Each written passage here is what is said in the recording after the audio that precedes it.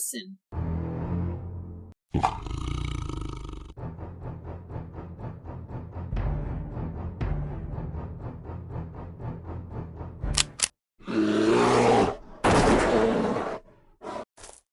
Remember, when looking for film ripoffs, follow the music.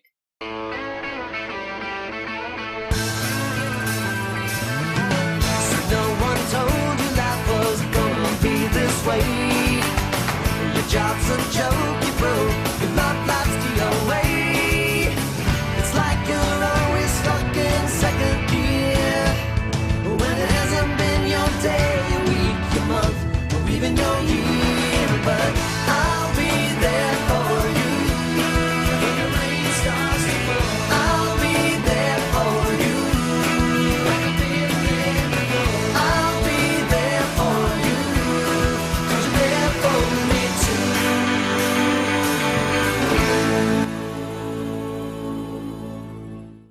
First off, I'd like to thank DreamWorks for not screwing up Kung Fu Panda 2. For at least it's one bear movie I recommend seeing, even if technically it's about a panda bear, as today's bear movie is nothing more than a shameful ripoff of a much more successful movie. From the depths of the 70s comes the Jaws ripoff, Grizzly. Now mind you, there are plenty of Jaws-inspired films that came out in the 70s, including Piranha, which I already covered once before. But this movie right here was the first to truly start the trend, and boy does it show. So maybe we'll be lucky and it might be humorous. So pack your picnic baskets and let's find us a bear. So we get our complimentary environmental message of the film, as we get some opening music that seems like something out of a Disney movie.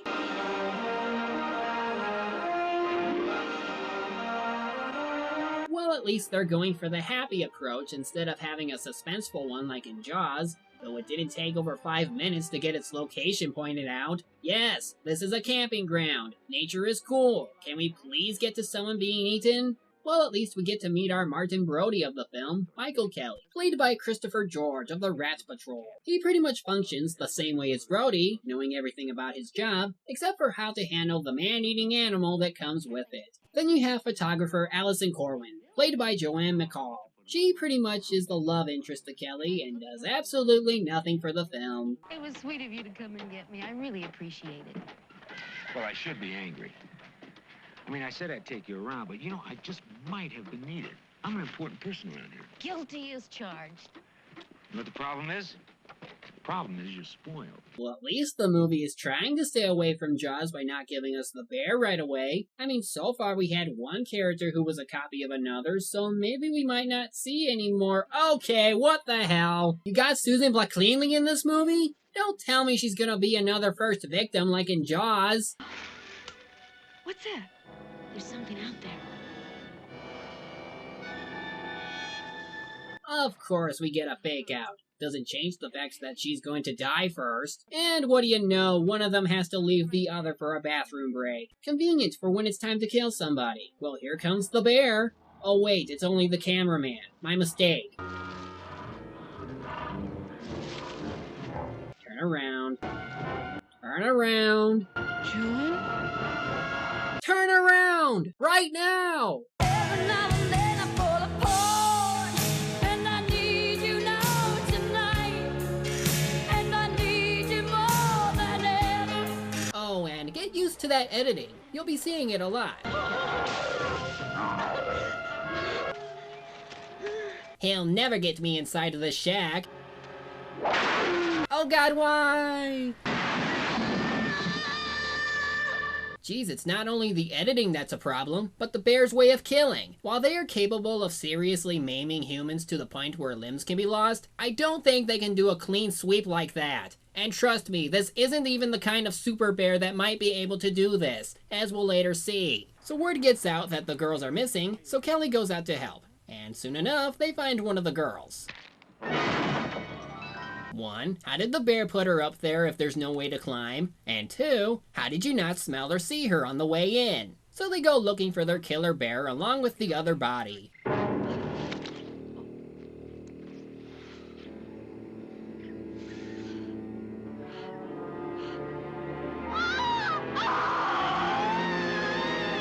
Well, now we know what she was really here for, to act as our screaming heroine for this one scene. After going over what might have gone down, Kelly confronts the park supervisor Charlotte in regards to why this might have happened. What the hell happened out there? One of our bears got lonesome. Came down for a little action. I've got men out in the field hunting. And when this thing's over with, I want a full investigation. What kind of investigation? We have a responsibility to the public. I mean, it's my head. A self-absorbed man who doesn't want his own image ruined, doesn't care for public safety. Gee, I wonder if he'll be like Mayor Larry. So Kelly tries to get a hold of Scott, who is busy studying wildlife. No! No!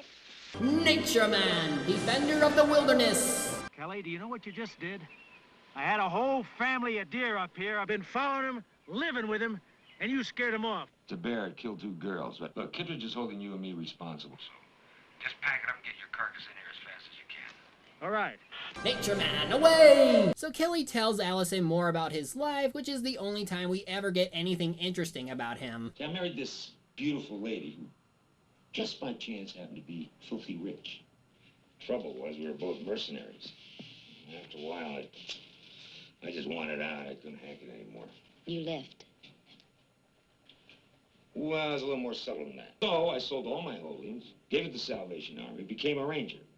That turned her off. The problem with him is that there's nothing really to connect with. His relationship with Allison is hardly important, and the mercenary story has nothing to do with anything. The only thing he has is his job and all the troubles that come with it. With Brody, you see he has a family, as well as his own personal problems outside of his job, thus it's easier to care for him because there's focus in it. In Kelly's case, he's just another ranger with little conflict, has a girlfriend who doesn't even get into danger, and thus there's nothing much to care about. We need more conflict with him, otherwise we can't really care. You're lying, aren't you? What do you think? I really don't care. Exactly, see? Oh goody, more kill fodder. Look, why don't you go over and take a break? I'll go up to Powder Ridge and check it out and be back in about 15 minutes. Good, I'm gonna soak my feet in the stream. Yes, separate yourselves so that one of you can die later. Have you ever heard of the buddy system?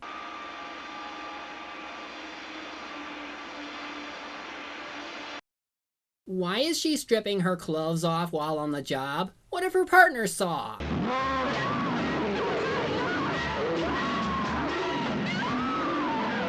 See, kids, that's what happens when you don't use the buddy system.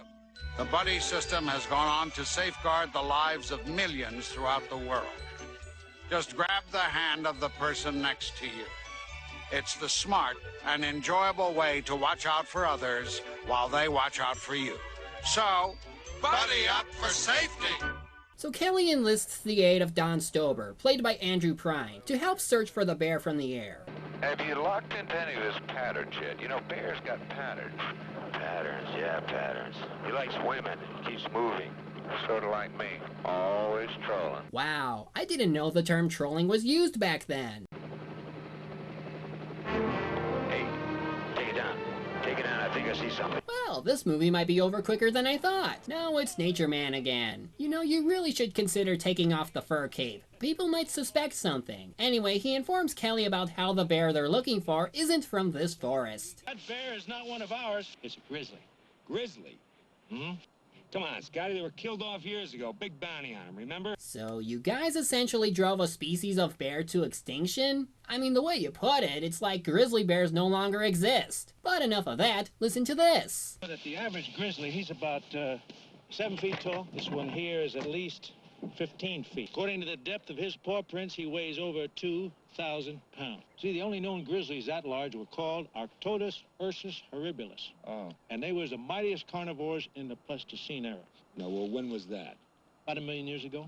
Ah, he's a mere baby then. Translation? We couldn't get a big enough bear animatronic. No, really. By saying that, it pretty much means the bear we're going for isn't fully grown. Even worse, the bear in question won't even resemble anything that huge, or even seem like it can be that heavy. Well, time to kill another person. This time it's the wife of not Weird Al.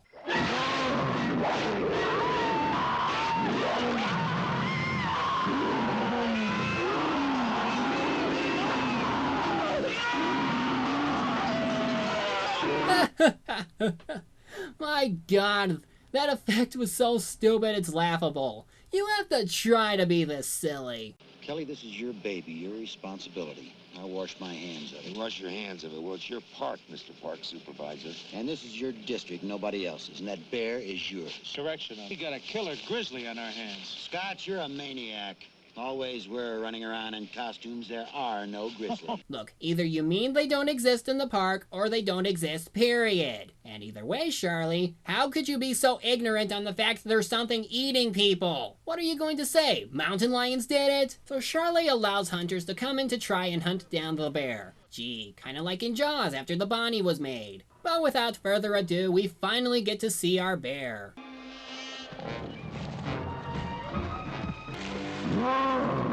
Alright, fact time. The bear in this movie is played by a Kodiak bear by the name of Teddy, who at the time was considered the largest bear in captivity at about 11 feet tall. The problem is that the movie made it out to be 15 feet tall and over 2,000 pounds. So if anything, this bear doesn't even come close to what was said earlier. Either Scotty screwed up or they really wanted to make us believe it was that tall.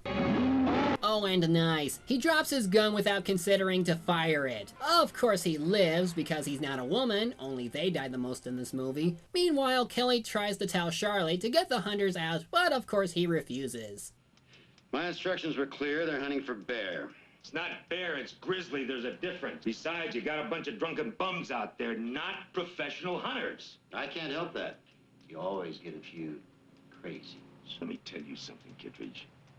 While you've been sitting around here on your fat ass, I've made this forest part of me. You listen here. No, you listen.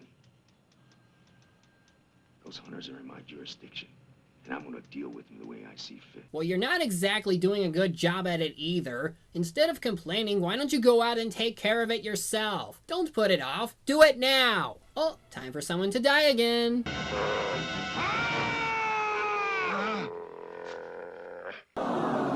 Wait for it. Whose stupid idea was to use that cub as live bait? Duh, my bad. I didn't watch enough Animal Planet. So they conclude that the bear is indeed a male and think it might come back this way. Of course, that isn't the case, as the next day we get our first male death.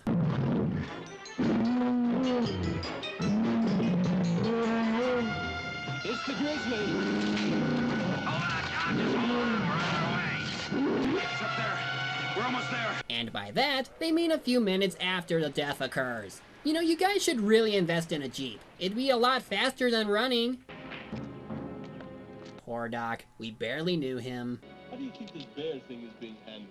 Okay, I guess. I mean, they kept the bear away from here, and that's what counts. Okay, I guess. You should be evacuating by this point. That or stay indoors. And of course, Kelly has a fallout with Charlie. Charlie, close the park and give me another crack at him. There's no need to close the park. Do you know that there are more reporters out there and TV cameramen than there are animals? It's a goddamn circus. I invited them. You invited them? I want them to see the kind of clean, thorough job that we're capable of doing. You know, I just figured you out. You don't give a good goddamn if we get that grizzly or not. As long as you get your press, so you can go to Washington and get one of those nice dark brown plastic offices. So you're saying he'll go from being a park supervisor to chief of staff or something? Yeah, I don't see it. Because when I finish with you, there's not going to be anybody there waiting to shake your greasy, bloody hand. You are finished, dismissed, removed! Admire that acting, folks. Anyway, who's next to die? You stay close now, you hear? Do you hear me? Yes, ma'am. Well, it's been this long, but we finally got ourselves a child attack. Just like in Jaws.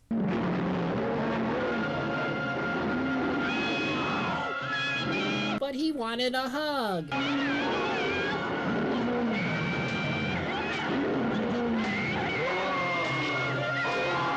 What? The kid gets a bear hug and somehow loses a leg? Bullcrap! But the mother dies, of course, and with it seems the park is finally going to close and everyone has to leave. So now Kelly and friends can go save the day. Initiate fake rain! So Kelly and Don plan to find the bear by helicopter and bring a bazooka just in case, while Scott searches on the ground. What, not gonna don your nature man cape? I'm going back and get the rest of the gear. All right. Why keep separating yourselves? You need teamwork to win. Solo acts are always fatal. Not like it matters, as apparently it wants to run away from people.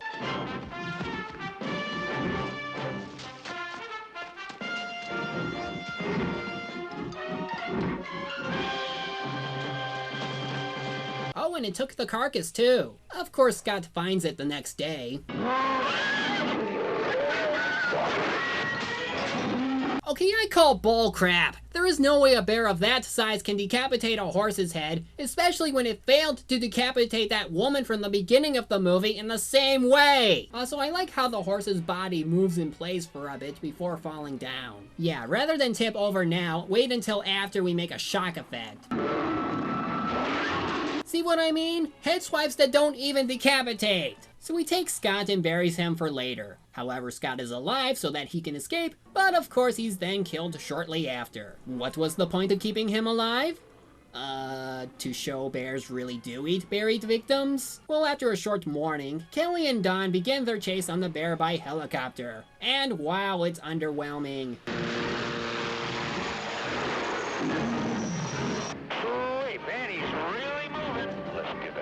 Bitch run for his money. Yeah, the scene isn't nearly as exciting. Why don't we spice it up a bit?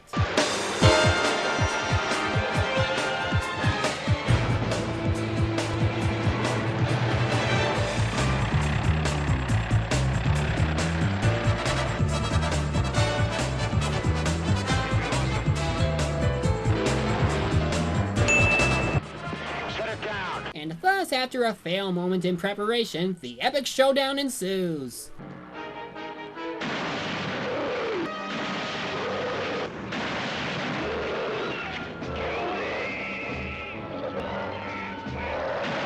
You try it 8 more times, maybe it'll work.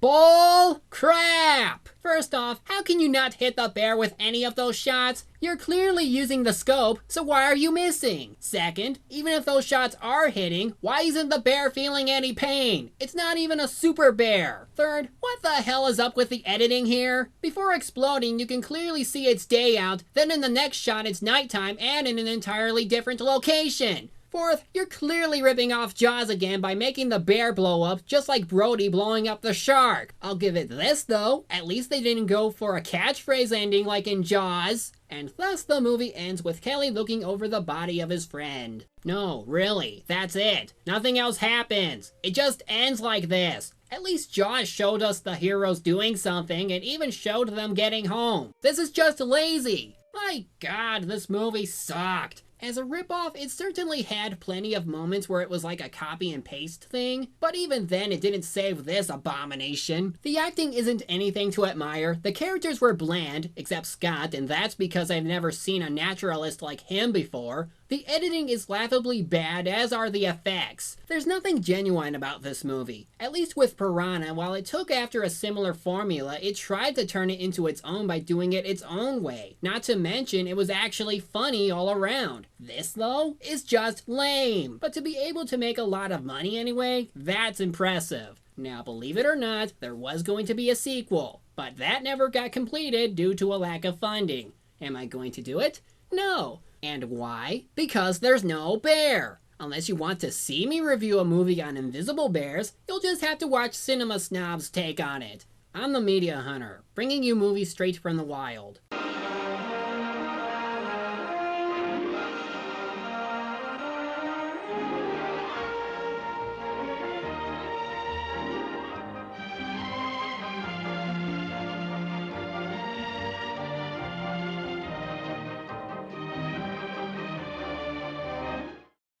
Sort of like me, always trolling.